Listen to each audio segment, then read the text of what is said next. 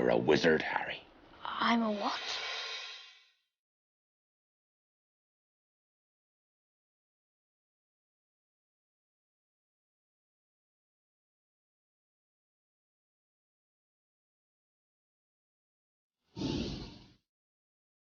The books lead us. I mean, we're in a good position of having had Joe Rowling provide us with fantastic source material. All you have to do is read the books to kind of, I think, sense the place, the sort of tone and atmosphere, which I thought she'd done, and she continues to do so brilliantly. In the very first film, Joe came to the set when we were designing, coming up with a lot of the designs, and had a look through everything to make sure that we weren't, wildly off. Joe created this world. We wanted to stay true to it and organic to it.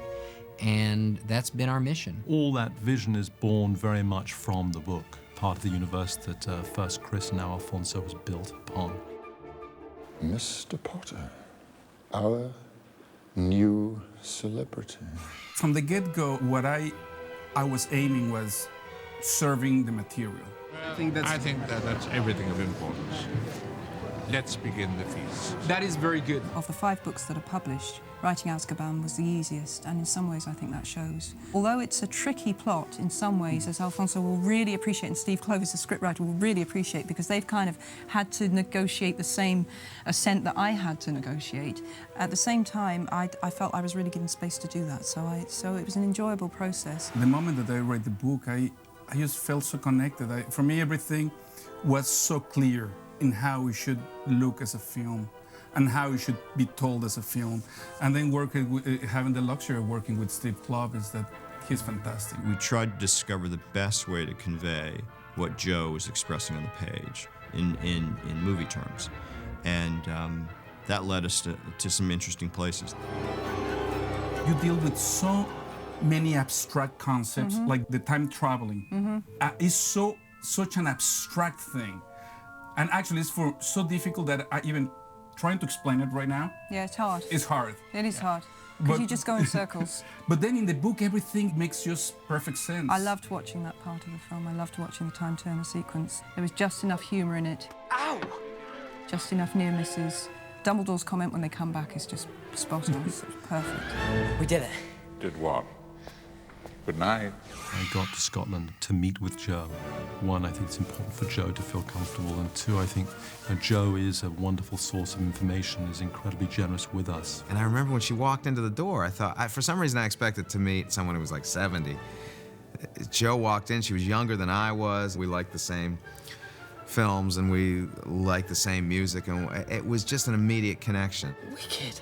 When she met Alfonso, he talked about his vision for the film, talked through many ideas. Alfonso was mentioned very early on, and I was really enthusiastic about the idea. And I loved Y tu mamá también. Alfonso just obviously understands teenage boys backwards, and, they're 13 now. These kids were starting to take themselves seriously as actors, so they were willing to explore more emotional territories. He was their friend, and he betrayed them. He was their friend! I was so lucky that I had them so raw and so willing to go there. I think all 3 of them give their best performances to date. Poor Malfoy. He deserves it. But he deserves it. But Tom took that punch really well. He really did. They he did a good loved job it. on that. Emma was looking forward for that moment, and I remember Tom telling Emma, "No, if you want, just hit me. What a hero. The universe is the universe that you created. You know every corner of that place. Everyone. Everyone? Everyone. Where they are, what they're doing, every minute of every day. Brilliant. This was a map of the world.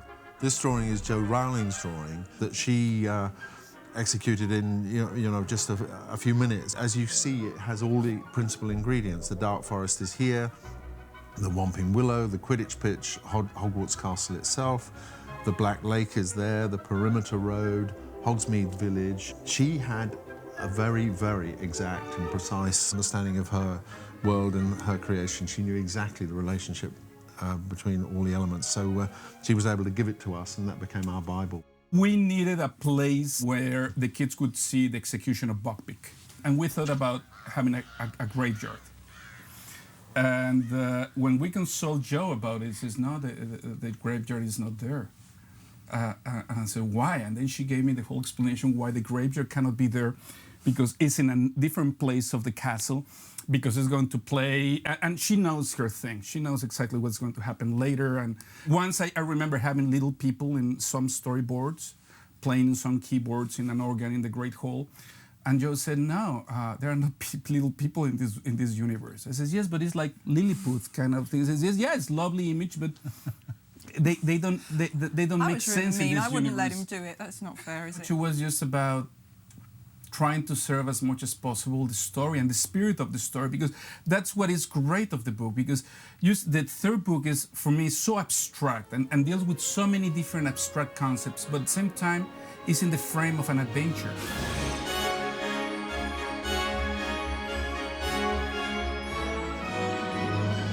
I think it's very, very important that Alfonso Cuarón be allowed to make this his own film. Action.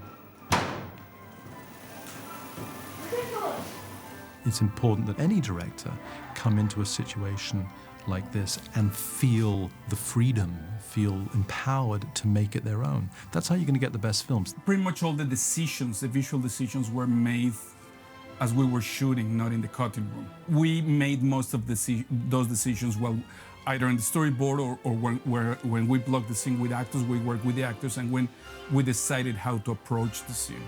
Oh, well done, Harry. Well done.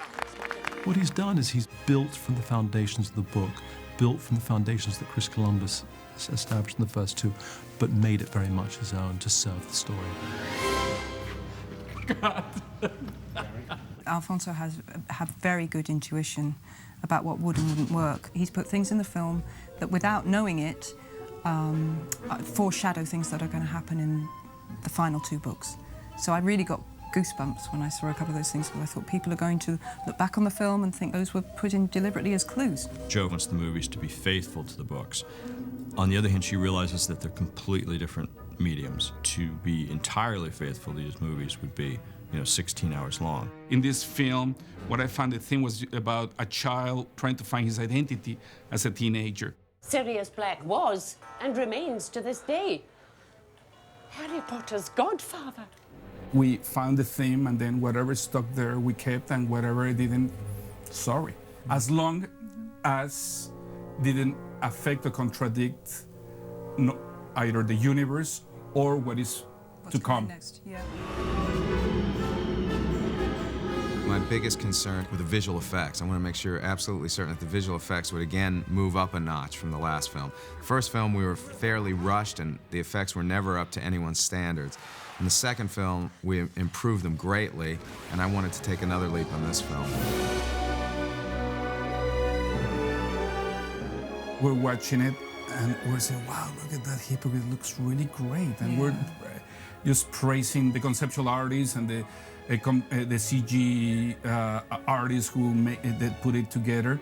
And then someone says, yes, but don't forget who imagined it in the first place. And here she is.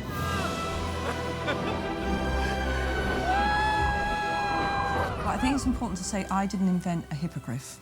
I invented that hippogriff, but the creature, the hippogriff, as you know, exists in folklore and in mythology, so that's not my creation. But I really thought hard about this, because it could have been in the book, it could have been an absurdity, and indeed it really could have been in the film as well. But you made him a real creature. There are not that many iconographic representations of hippogriffs, and that's something that we discovered is very interesting. There are sphinx, there are several sphinx, or you see creatures that are half bird and half cat, a lot of different things, but for hippogriffs actually it was hard to find. I knew that because I went looking. Yeah. I went looking, could hardly find any anywhere. No, I know. So I thought a complete liberty to invent.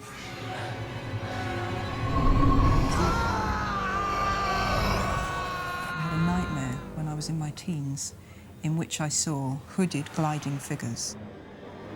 And they could almost be figments of your imagination, of a sort of a tortured imagination, as indeed they are. But you know what I mean? They could be figments of a mentally ill mind. And that was a whole thing that I was exploring in the book. Harry is particularly vulnerable to them, but he's got a much worse past So he would be, you know, it's not weakness, it's just the fact that he's faced more. I think Alfonso came up with an amazing design for the Dementors because they truly are unlike anything you've ever seen, but they are a close cousin to maybe what we've all sort of perceived as death over the years, and that's very, very frightening. I thought the Shrunken Head was very funny. I really liked that. Little old lady at 12 o'clock! I thought they fitted in really well. It was a really funny idea. I mean, I said to Steve Clovis many a time, damn it, I wish I'd written that, you know? So, but obviously that's what you want, isn't it? You want to be working with people who come up with great stuff. It's great, you know, when I'm looking around for all these little bits that are completely consistent with the world, but I didn't write them. I wish I had, but there you go. Gryffindor! For me, one of the great memories was sitting in a room with Steve Clovis, Joe Rowling, and David Heyman, the producer, and just the four of us for several weeks, discussing Quidditch, talking about what it's going to look like. I'll say 1, 2, 3, and action. The food appears. Set. 1, 2, 3, action! That excitement, that sense of making something really special was something that I took with me through the making of the first film and the second film. The overall process was incredibly open and incredibly creative. I think in this case, the book and the director were really made for each other. There's a unity about the film, there's a consistency about its tone and its feeling that's very, very enjoyable for me. And that's not a very easy thing for the author of the original material, and I'm completely happy, and what more can I say? Expecto Patronum!